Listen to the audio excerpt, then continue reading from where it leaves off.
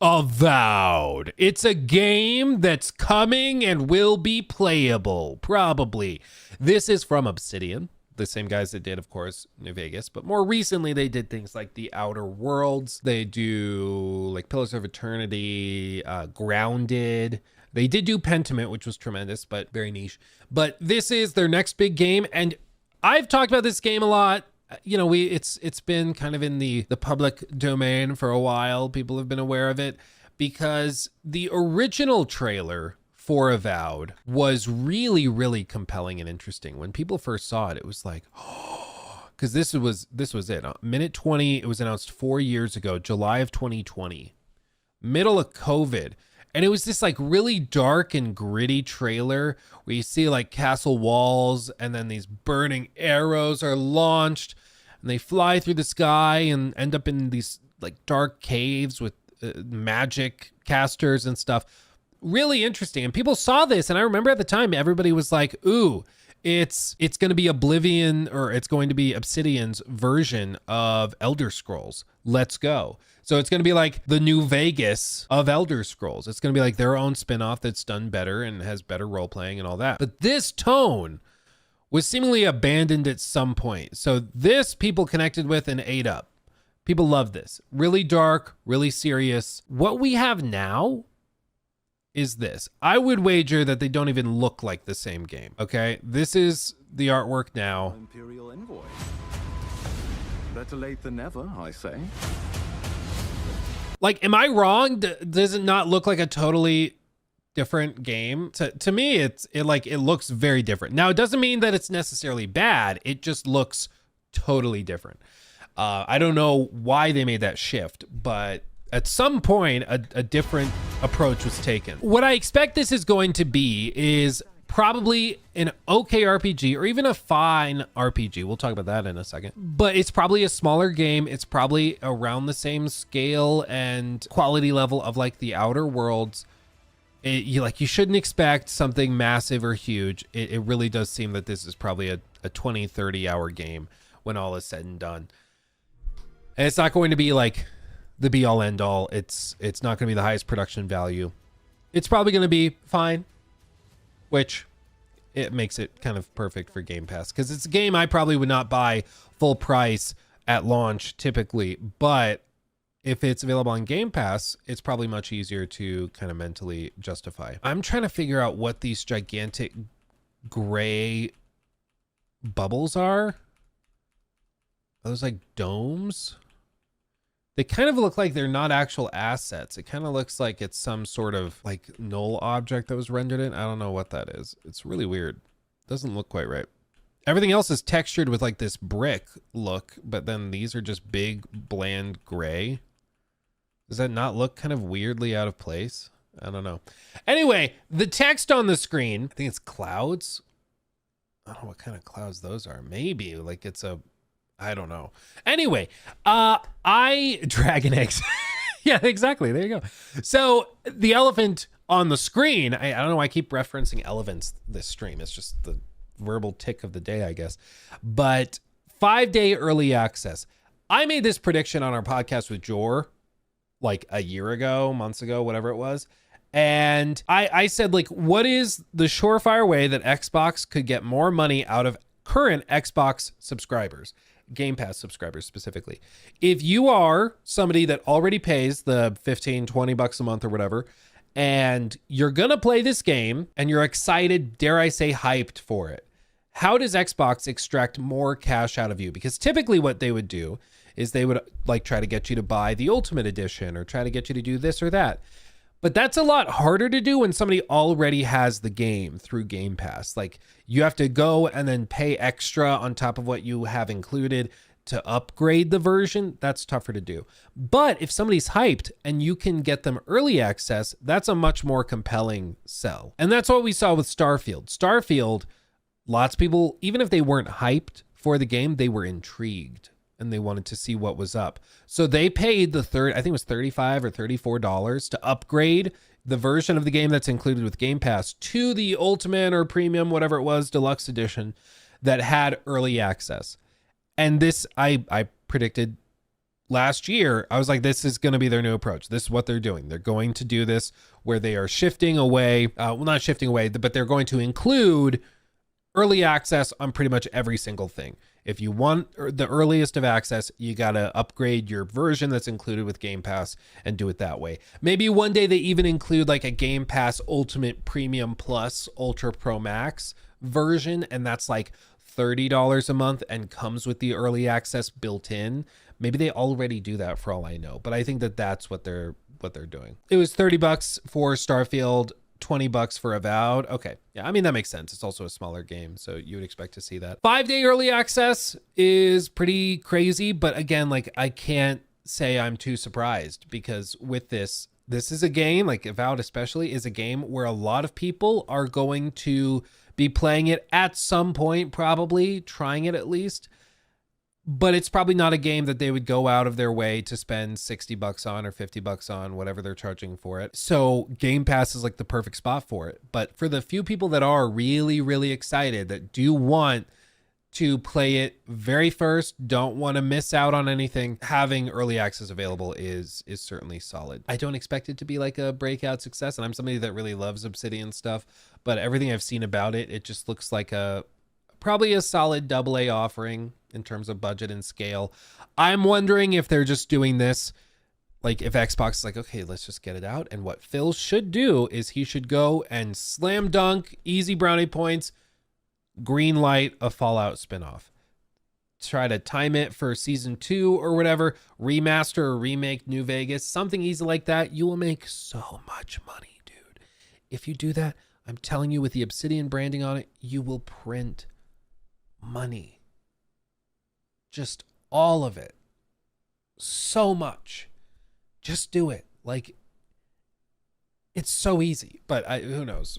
Xbox hasn't really instilled a lot of confidence in me, frankly. Looks like something I want to skip. I mean, like I said, it's a AA budgeted game. And the more I've seen of it, it just looks really clunky. And frankly, what I was most excited for was that really dark and gritty fantasy with an Obsidian flair to it. But what we got was this like really light, colorful, cartoony approach. And it might be a solid game when it's out, but it's just not what excited me about that initial trailer. And I think a lot of people are in the same boat. Where they're like, I loved what you initially showed off. And like this just looks kind of overly generic fantasy, and it's just a little bit of a letdown. But it goes to show you why you have to be so careful with how you announce something, how you frame it, because if you don't do it properly, it's I mean, you can really turn off a lot of people to the point where they're just like, I'm out. I don't expect a 10 out of 10, but I trust Obsidian. Yeah, I mean, like I said, I think it'll be an Outer Worlds style game. It's probably, for most people, it's going to be like a C. It's going to be like, yeah, it was passable. I don't think it's going to be very long. I don't think it's going to be particularly wild or impressive, but it'll be probably a solid role-playing game that you can go through a few times and have fun with. And it's going to be clunky, and it's not going to be that expansive or anything, but it'll be fine. I think that's where it's going to land. If you played the Outer Worlds, you know exactly what I'm talking about. The other piece of this that's really, really important is the release date, February 18th. Early access allows you to get in on the 13th. If you've not looked at the release calendar for February 2025, tell you what, there's a lot. It's going to be a lot. So we have in that realm, so it's early access on like the 12th or 13th. Civ 7 launches on the 11th. Kingdom Come Deliverance 2, another role-playing game. Not fantasy, it's medieval, but maybe same like ballpark, you know, it's swords and stuff. That game comes out 2 days before the early access, and this is going to be like an 80 to 100 hour game. I mean, this is not a game that you're going to get through in 2 days. This is a game that you're going to be spending a lot of time on. So I fully expect that Kingdom Come is going to cannibalize a lot of the RPG players that might jump into something like Avowed. So already just that, I think, really limits its potential. And as like a YouTuber making content for this, I'll tell you what, I am much more likely to make videos and to try to review something like Kingdom Come than I am to try to get videos on like Avowed out the door. And that's going to be true of, I think, every YouTuber and creator. So don't be surprised when Avowed launches and you're like, oh, that came out. I think it's just because every creator is going to have to pick their battles and is going to choose Kingdom Come over Avowed, a much smaller game. It's just what's going to happen. We don't want it to be a failure. Like, I don't want Obsidian to have an L on this, but it's just you are releasing it in between some of the biggest games of the last 6 months, like of this 6 month period. So you shouldn't be surprised when this happens. Really, this lands on management for delaying the game to this point and releasing it next to these monstrosities that are gonna just kind of stomp on it. It's too bad, but that's what's gonna happen. If they knew what was good for them, they would delay it or move it forward to January. Move it to January, they'll have plenty of time, plenty of wiggle room. Push it back to March, plenty of wiggle room. But February, in the middle of all this, come on. You can see right after that, so Kingdom Come on the 11th, early access starts 13th or 14th, or 12th or 13th. We have these, I don't know what these are. AC Shadows, which, whether you think it looks great or not, there will be a lot of discussion about it. So I think in terms of like earned media, it's going to be really hard to make a splash next to the tsunami that will be coverage of AC Shadows, positive or negative. I think a lot of people will be talking about it. Date everything. Oh, that's that like dating simulator we saw. Yeah. Tomb Raider remastered. Okay. Avowed officially launches on the 18th. So it'll go on Game Pass right there.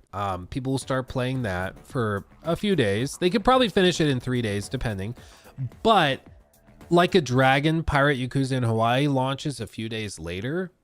That I think maybe doesn't have that much overlap, but that's also going to be pretty big, I expect. And then the other big one, the other monster is Monster Hunter Wilds at the end of the month. And I don't know, do you guys know, are they doing early access for this? Is there like 5-day early access for the deluxe edition? Have they shown that? Does anybody know? Because I would imagine most people, once this comes out, most PC players are going to be dropping everything and jumping on that. No early access at all? Okay.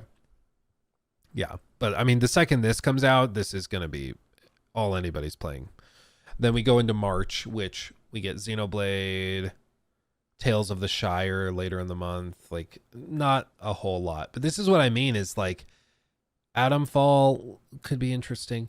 But this is what I mean. They just need to, frankly, in my opinion, boop Avowed by a couple weeks.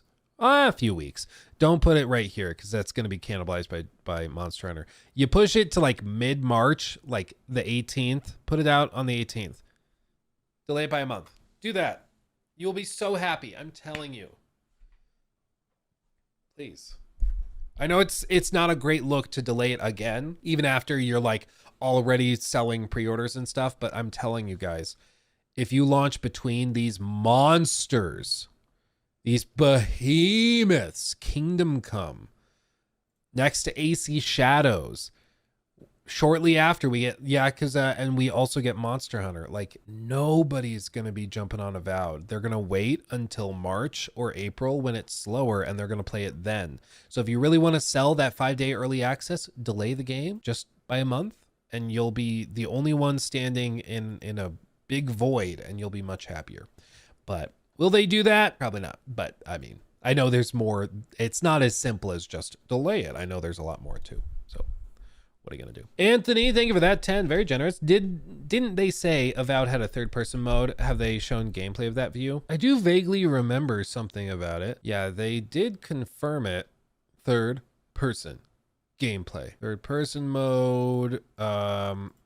Yeah, like none of the trailers, I think, have really expressed a lot of this. Like all the combat is there. This was that deep dive that the game director, Carrie Patel, did. And like they did make a lot of improvements and stuff, but like it's just, it's looking pretty clunky. Now that doesn't mean it's bad. That doesn't mean that's not gonna be good, but it also, like, you shouldn't be surprised when people are like, it just looks off. Because that's what clunky is. The quest line they showed was interesting. There were at least a few different ways to do it. I just need to go and search the transcript. I think I do. Yeah, here's where they do it. your narrative hub and also your upgrade hub. We can see here, I'll just call Third person, out. yeah. Yes, we do have third person. A lot of the footage we're going to see today is in first person, but we do have a third person option for players who prefer it. But yeah, in Party Camp, that's where you'll get to know your companions better. You can kind of get to know their backstories and sort of, get to know. So they haven't done any deep dives or anything on third person, but it is there if you care about that, if that's like a deal breaker for you. So anyway, that's the tale of of Avowed. I'm just so used to whenever I sing about something, it's Concord. So there you go. Backstory sounds suspicious. Almost like characters in an RPG. They have stories? What is this? What is this woke garbage? Boo-boo. Boo-boo. Thank you for the 5. Avowed seems like the type of game that will be buried on release, but it'll be considered 7, 8 out of 10 hidden gem a few years later.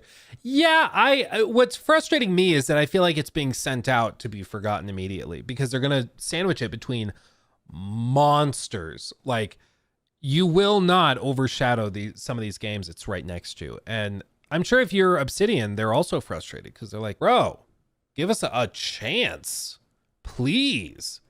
But what are you going to do? Like it's not up to them. It's up to Xbox.